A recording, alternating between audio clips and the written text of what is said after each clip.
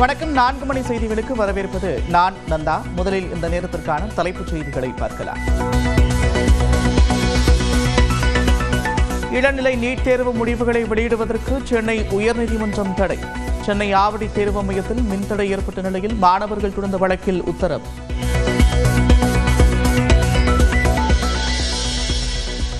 சென்னை அருகே பீகாரைச் சேர்ந்த 10ஆம் வகுப்பு அரசு பள்ளி மாணவி தமிழில் 93 மதிப்பெண்கள் பெற்று அசத்தல். தமிழ்நாடுதான் எதிர்கால இந்தியாவின் நம்பிக்கை என்று முதலமைச்சர் மு.க. ஸ்டாலின் பெருமிதம்.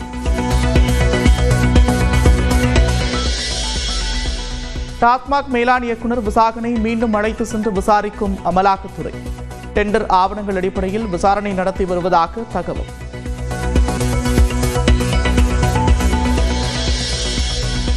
சோதனை என்ற பெயரில் அரசு அலுவலர்களை அமலாக்கத்துறை தொடர்ந்து துன்புறுத்துவதாக அமைச்சர் முத்துசாமி கண்டனம். டாஸ்மாகில் 1000 கோடி ரூபாய் ஊழல் என்ற கற்பனை செய்தியை வெளியிட்டதாகவும் குற்றச்சாட்டு.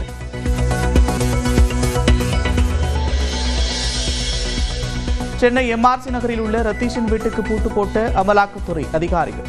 நேற்று காலை முதல் தொடர்ந்து நடைபெற்று வரும் போது குடும்பத்தினர் யாரும் பதிலளிக்காத நிலையில் நடவடிக்கை.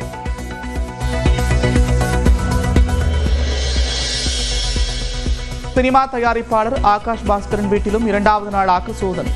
தேனாம்பேட்டையில் அமலாக்கத்துறை தொடர்ந்து ஆய்வு.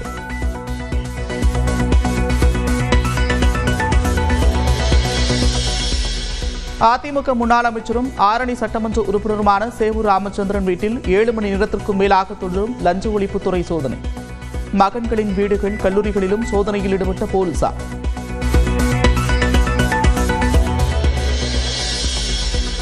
அமைச்சராக இருந்தபோது வருமானத்திற்கு அதிகமாக 8 கோடி ரூபாய்க்கு சொத்து சேர்த்ததாக சேவூர் ராமச்சந்திரன் மீது வழக்கு பதிவு. மனைவி மற்றும் 2 மகன்கள் மீது வழக்கு பதிவு செய்த லஞ்ச ஒழிப்புத்துறை.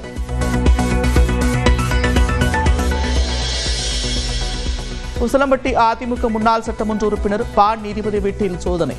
காலை முதல் 10 மணி நேரமாக லஞ்ச ஒழிப்புத்துறை அதிகாரிகள் ஆய்வு நடத்தி வருகின்றனர்.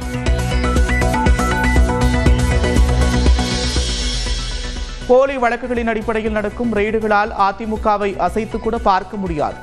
சேவூர் ராமச்சந்திரன் ப. நீதிபதி வீடுகளில் நடக்கும் சோதனைகளை சட்ட ரீதியாக எதிர்கொள்வோம் என்று எடப்பாடி பழனிசாமி உறுதி. திமுக அரசின் மீது அவதூறை எடப்பாடி பழனிசாமி அள்ளி வீசுவதாக RS பாரதி குற்றச்சாட்டு.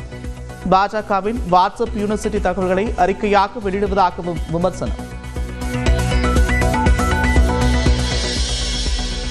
ராமதாஸ் இன்று நடத்திய ஆலோசனைக் கூட்டத்தில் 50 விழுக்காடு நிர்வாகிகள் மட்டுமே பங்கேற்பு. மகளிர் அணி உள்ளிட்ட 3 அணிகளின் 21 நிர்வாகிகளில் 13 பேர் மட்டுமே கலந்து கொண்டனர். பாமகவில் நெருக்கடியான சூழல் இருப்பதாக கௌரவ தலைவர் G.K. மணி பேட்டி. ராமதாசும் அன்புமணியும் விரைவில் சந்திப்பார்கள் என்று உறுதி. ஒன்றும் உறுதியாக சொல்கிறேன், தேர்தல் நெருங்கிறதுக்கு முன்னால் சந்தித்து பேசுவாங்க, நல்ல கூட்டணி அமைப்பாங்க. பாமக இடம்பெற கூட்டணி தான் தேர்தல் வெற்றி பெறுங்கிற பழைய நிலைமையை மீண்டும் பாட்டாளி மக்களுக்கு உருவாக்கி காட்ட. ராமதாஸ் தலைமையில் நடக்கும் பாமக இளைஞரணி கூட்டத்தில் முதன்முறையாக பங்கேற்ற முகுந்தன். இளைஞரணி தலைவராக அறிவிக்கப்பட்ட பிறகு செயல்படாமல் இருந்த நிலையில் பங்கேற்பு. வங்காள விரிகுடா பகுதியில் காற்றழுத்த தாழ்வு பகுதி உருவாக்க வாய்ப்பு. தென்மேற்கு பருவமழை மேலும் முன்னேற சாதகமான சூழல் இருப்பதாக வானிலை ஆய்வு மையம் தகவல். செங்கல்பட்டில் திடீரென பெய்த கோடை மழை. கொள்முதலுக்காக கொண்டு வரப்பட்ட ஆயிரக்கணக்கான நெல் மூட்டைகள் சேதம். கொடைக்கானலில் சுற்றுலா பயணிகள் குவிந்ததால் சுமார் 3 கிலோமீட்டர் தூரத்திற்கு வாகனங்கள் அணிவகுத்தன. உதகையிலும் 2 கிலோமீட்டர் தூரத்திற்கு கடும் போக்குவரத்து நெரிசல்.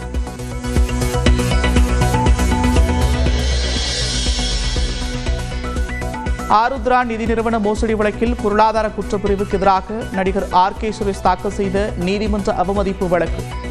தள்ளுபடி செய்த நிதி நிறுவன மோசடி வழக்குகளை விசாரிக்கும் சிறப்பு நீதிமன்றம்.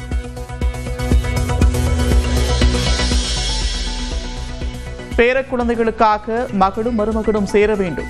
நடிகர் ரவி மோகனின் மாமியாரும் தயாரிப்பாளருமான சுஜாதா அறிக்கை.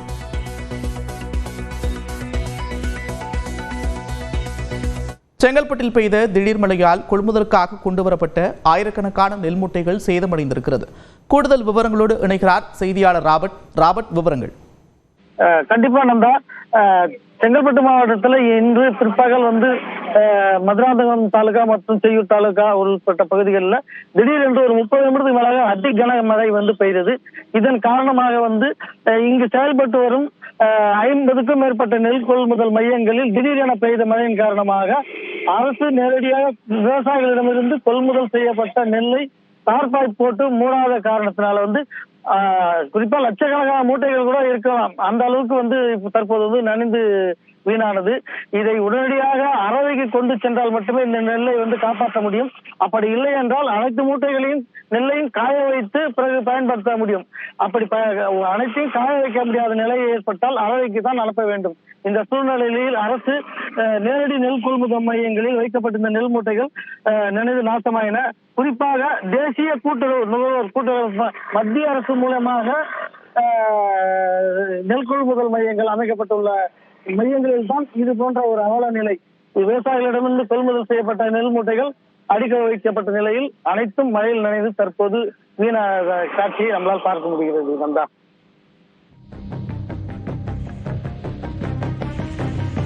நன்றி ராபர்ட் விவரங்களுக்கு. நீட் தேர்வு முடிவுகளை வெளியிட இடைக்கால தடை விதித்து சென்னை உயர்நீதிமன்றம் உத்தரவிட்டுள்ளது. இளநிலை மருத்துவ படிப்புக்கான நீட் தேர்வு நாடு முழுவதும் கடந்த 4ஆம் தேதி நடத்தப்பட்டது. இதில் சென்னை அடுத்த ஆவடியில் உள்ள கேந்திரிய வித்யாலயா பள்ளி நடந்த தேர்வை 464 மாணவர்கள் எழுதினர்.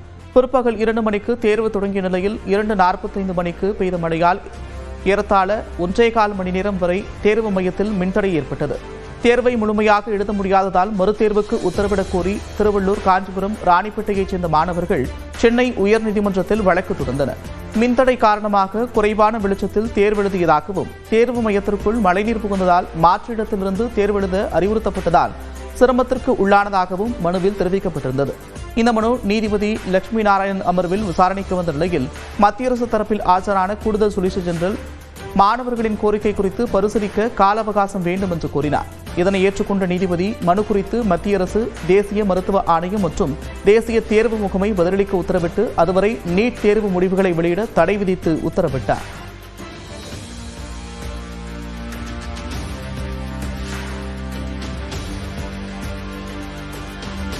தமிழ்நாட்டில் இன்று 14 மாவட்டங்களில் கனமழை பெய்ய வாய்ப்பிருப்பதாக சென்னை வானிலை ஆய்வு மையம் தெரிவித்துள்ளது.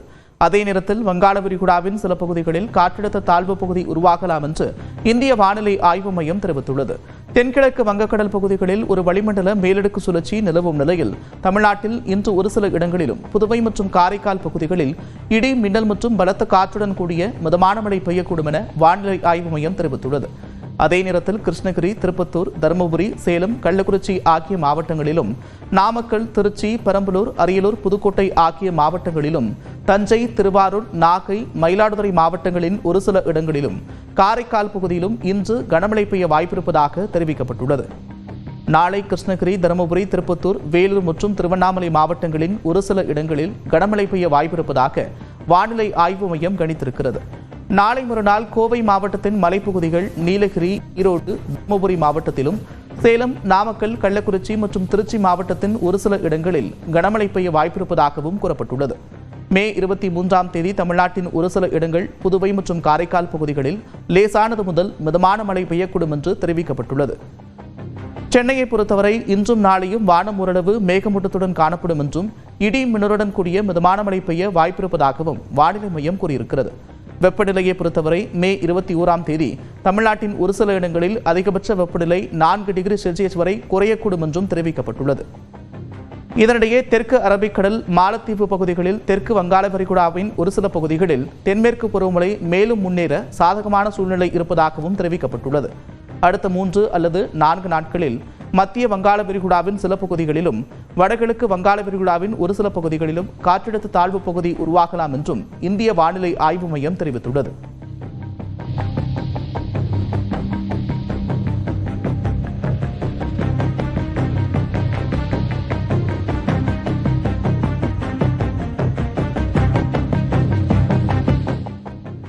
திருவண்ணாமலை மாவட்டம் ஆரணி அடுத்த சேவூர், கண்ணமங்கலம், இருப்பேடு, ராட்டினமங்கலம், குன்னத்தூர் பகுதியில் 1 மணி நேரத்திற்கும் மேலாக பெய்த மழையால் வெப்பம் தணிந்து குளிர்ச்சியான சூழல் நிலவுகிறது. இந்நிலையில் மக்கள் மகிழ்ச்சியடைந்திருக்கின்றனர்.